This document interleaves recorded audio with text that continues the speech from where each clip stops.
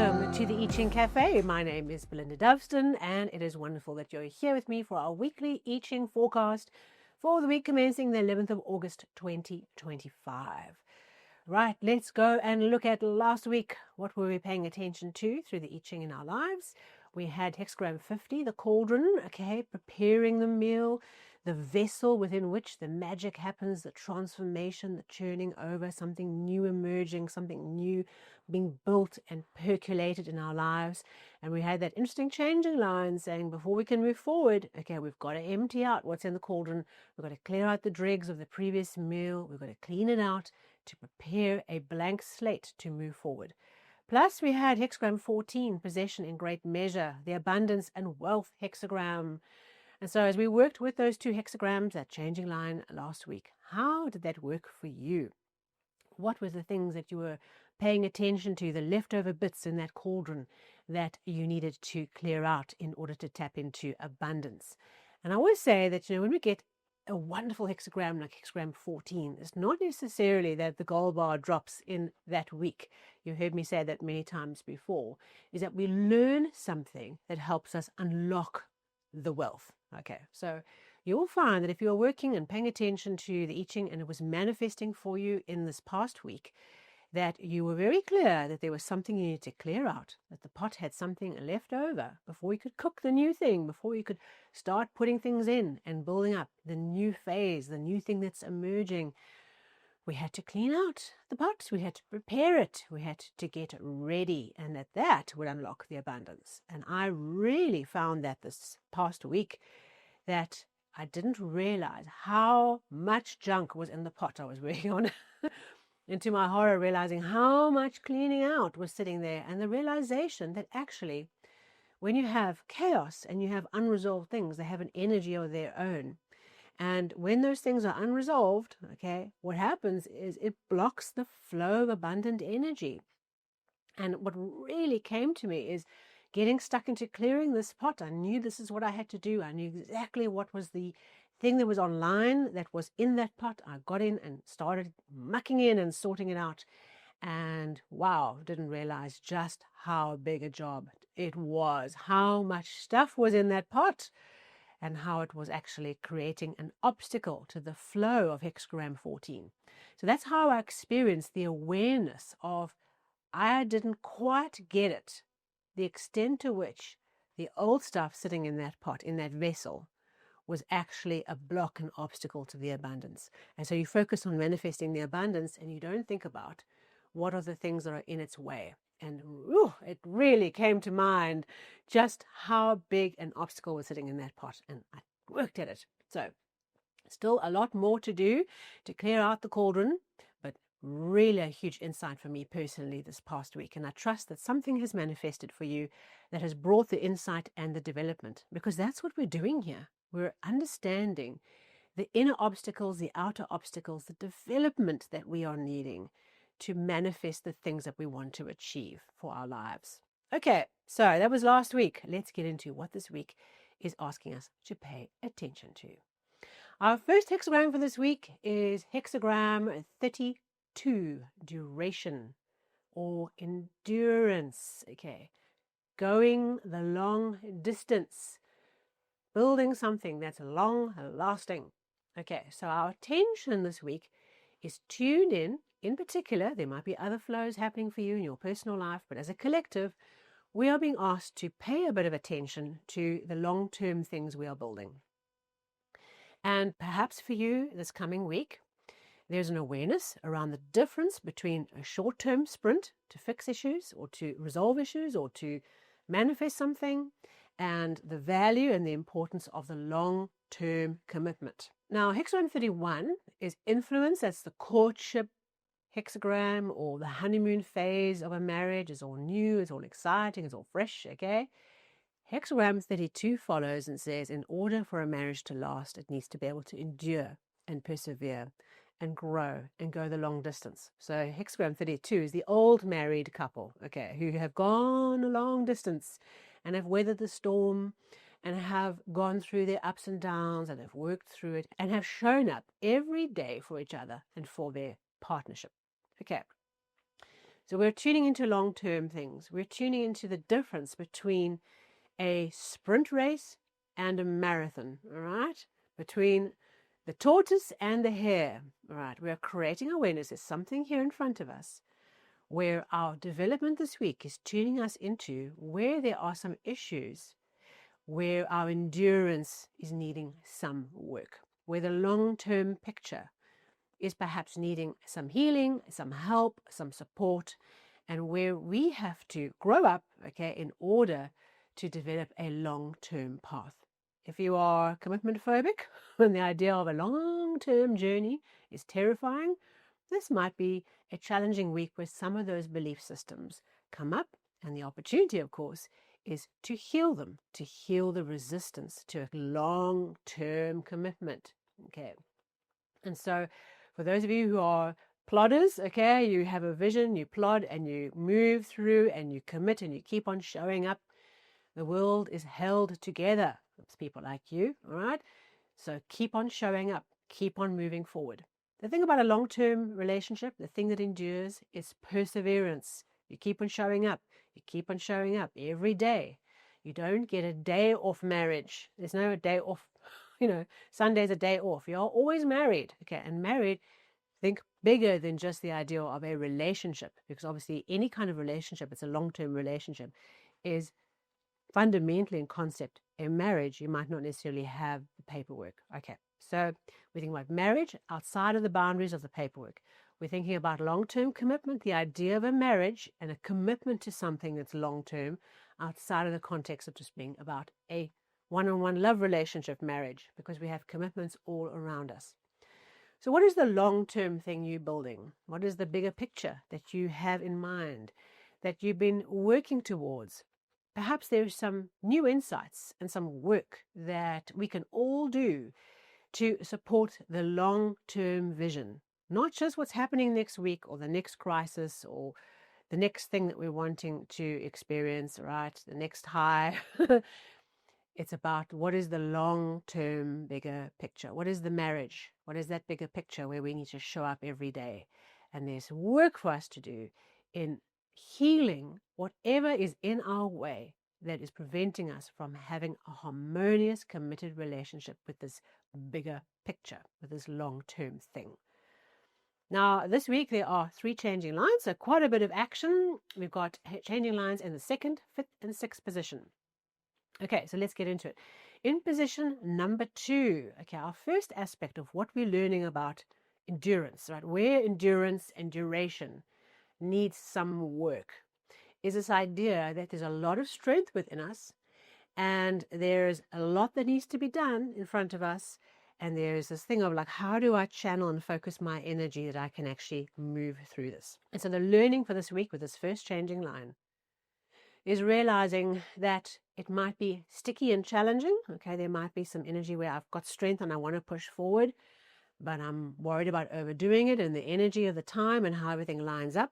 And this is all about the middle path. It's all about finding a way of focusing your strength, harnessing your strength, and moving forward. This is about the important thing that you're wanting to do, the important project that's in front of you, the important goal that's ahead of you that you're wanting to work towards.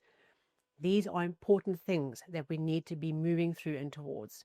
And so this week is about recognizing that our task is not to overdo our strength to force the issue, but to be in our center, walk the middle path, and move forward. Okay, not doing nothing, but it's how we move forward in a focused way, in our center, okay, not trying to push too much strength into it, just containing our strength in a way like Hexagram 26, Taming Power of the Great, that energy of harnessing the strength into focus, and then walking the middle path, persevering through that. And then in position 5, we have a line which obviously is a position of strength, but it speaks to this idea of needing to be flexible. There's a lot of wind energy, right, in this hexagram that we're working with, this gentleness, the middle path, finding a way of moving through with gentleness. And with this changing line, what we need to do is, in a way, the texts give a little bit of conflict to this line. Okay, so I'm going to give you kind of 2 different perspectives to think about and see which works for you. The one is that the way that we harness this long-term duration energy this week with this changing line is we bring gentleness to this. We bring the female energy. We don't bring force to it, okay? We work with it in a gentle, flexible, adaptive manner, the female energy. We see duration as a bigger picture, okay? And not necessarily something to be rushed or to be pushed through, okay? Because endurance fundamentally is about, can we make this action, this plan, this picture go the long term? Can we sustain this? We're doing something now and we're committing to doing something now, but can we sustain this pace, this energy, this focus? What is the pace and energy and focus we need for the long term? So it's bringing a gentle female energy to an aspect of endurance this week. But another aspect of it is that if you are needing a male energy, is to work with a male energy. And if you are needing a female energy, is to work with a female energy. So it comes back to more about the flexibility to bring to the situation what it needs for the long term. So I want you to bear in mind two things. One is, where can I bring a gentle supportive process to the situation to make it go the long term, to honor the longer term picture? And the second part is, where do I need to be flexible in what I bring? Because it's not always just about being gentle, okay, or being in the feminine vibration. Sometimes male energy is required in this particular moment. What we have to be is flexible, right? Not just only bringing one and only bringing the other, but reading the signs, taking the moment and saying, right, in this moment, this week, it's about long term, the marathon. Is this going to help us see this through to the long term? Do we need to push to make that happen, or do we need to support to make that happen? Be flexible in your approach. And I think given the diversity of the life experiences we're facing, being flexible to what the thing needs is absolutely the right way to go. Then in the sixth line, right at the top, something is leaving, culminating, reaching a fulfillment point. And this line talks about the dangers of being in a hurry and being restless. Okay. You might find for yourself, or someone who's permanently restless, doing the next thing. What do I need to do next? What do I need? What can I do to push this forward? How do I move this? Hurry, hurry, hurry. Like there's some clock, right, where I don't push all the time. This thing is going to totally expire on me and I'll be left without any opportunity. Okay. Remember, this week we are tuning into the things we need to do now to support the long-term sustainable commitment, right? And so we are at risk in some area of our lives. Maybe you find that these three changing lines speak to three different aspects of long-term processes for you. That you're in a hurry, restless, wanting to go, wanting to do, and that does not end well.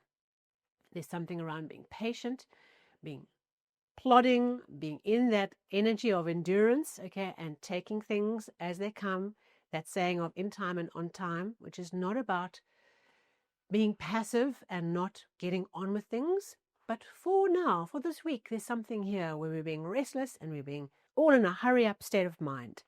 And that is the issue. What we need to do is find our center, find our calm, get back to the middle path, okay? Be in our self-control, be calm, be in the middle, be focused. It's okay, all right? What's the bigger picture, all right? And that puts us back into the path, puts us back into flow. Three interesting changing lines that speak very much to this idea of being flexible, reading the signs, being self-controlled, being focused, keeping the bigger picture in mind, not pushing forward or not pushing forward, reading the room, understanding where we need to be flexible, and always bearing in mind the bigger picture. We can do it. Okay. Where do those lead? Because three changing lines, there's a change. Okay, even with one changing line, there's a change. There's a transformation into a second hexagram. And that is hexagram 6, conflict. All right, when I think of this hexagram, I think of this video clip I once saw of two bison, running headlong towards each other. And bah! Okay.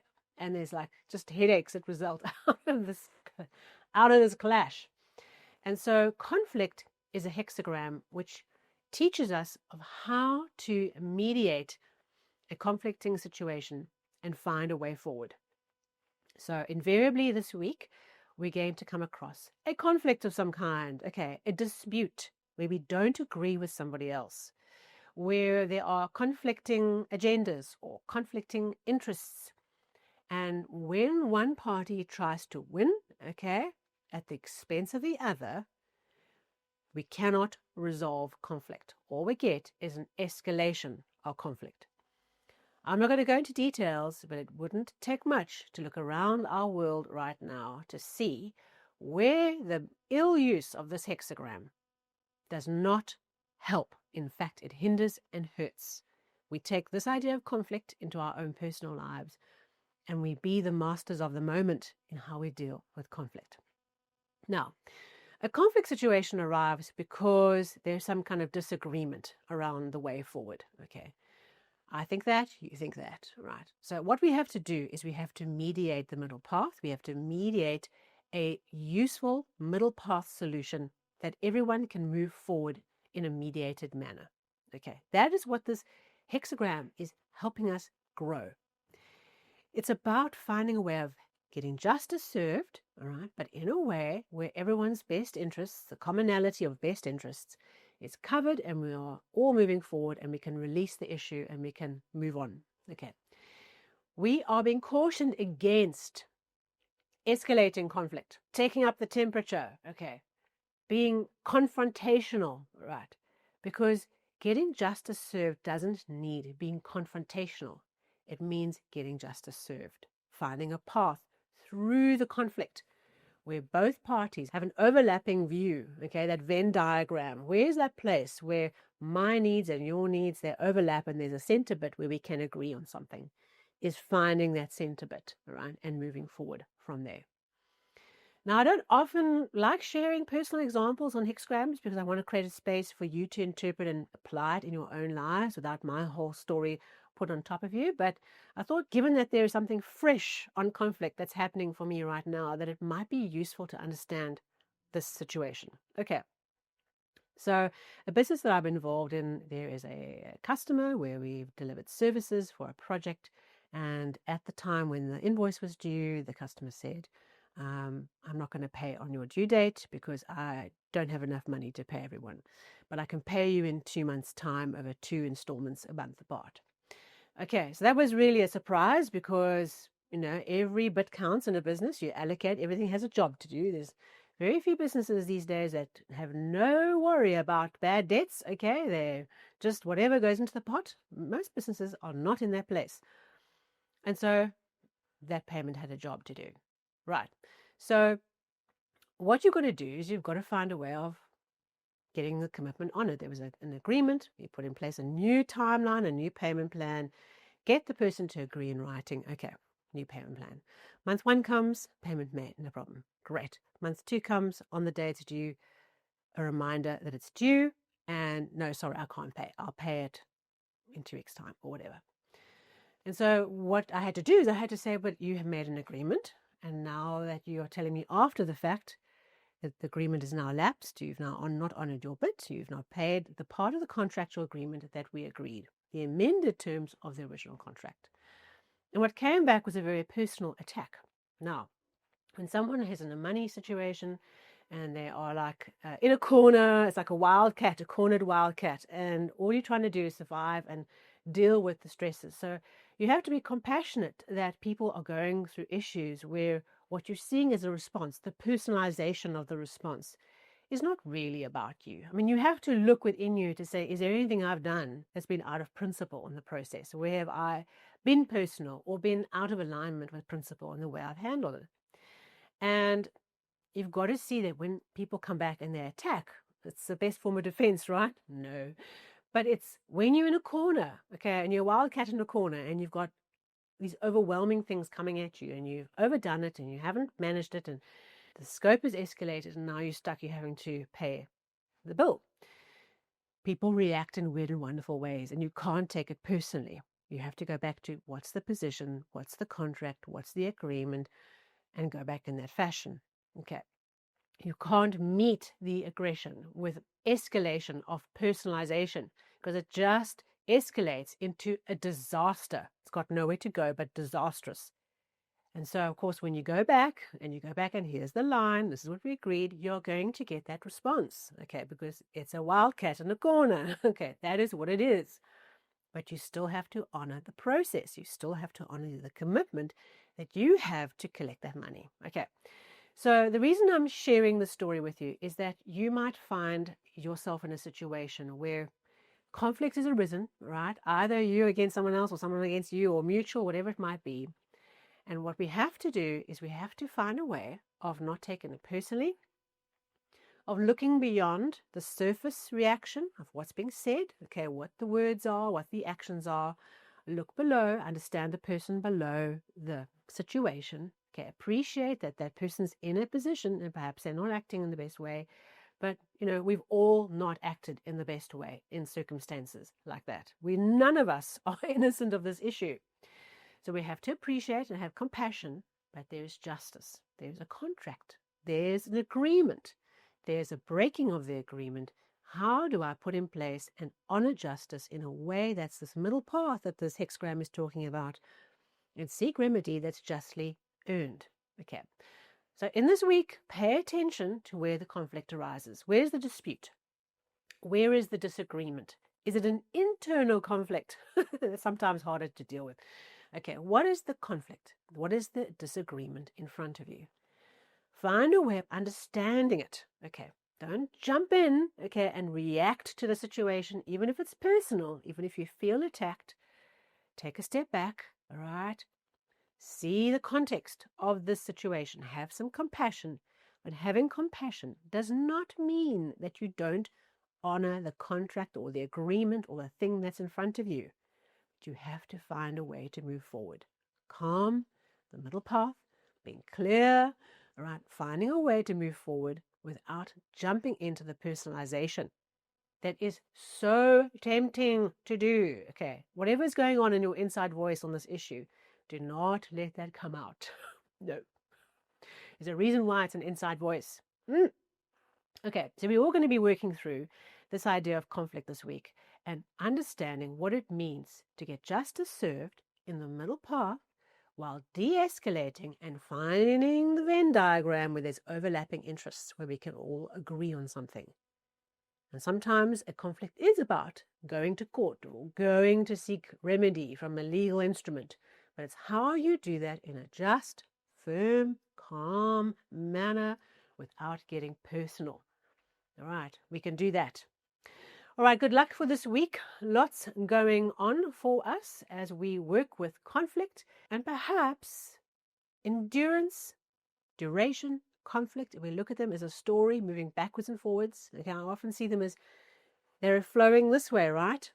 Okay, when we deal with conflict and we have a conflict situation in front of us, finding the Venn diagram overlap is about looking at the duration. What's the long-term bigger picture? All right. And when you look at the long-term bigger picture, what are the obstacles? What is creating the conflict? From realizing that, work on that. So see them as two interfacing flows of change working through us, helping to bring us some development and releasing us from an issue or an area of stress that we're dealing with right now and helping us to achieve the things that we are here to do. Thank you so much for being here with me. If this was valuable to you, please hit the like button, the thumbs up, or share it with someone who needs this insight. And of course, if you're new to the channel, subscribe, hit the bell, hit the follow button, you know what to do. And of course, I'll see you next week for our next weekly overview on the I Ching. Remember to go and tap into the monthly to go look at what is it that we are dispersing, clearing out, and completing in August 2025. Until then, take care.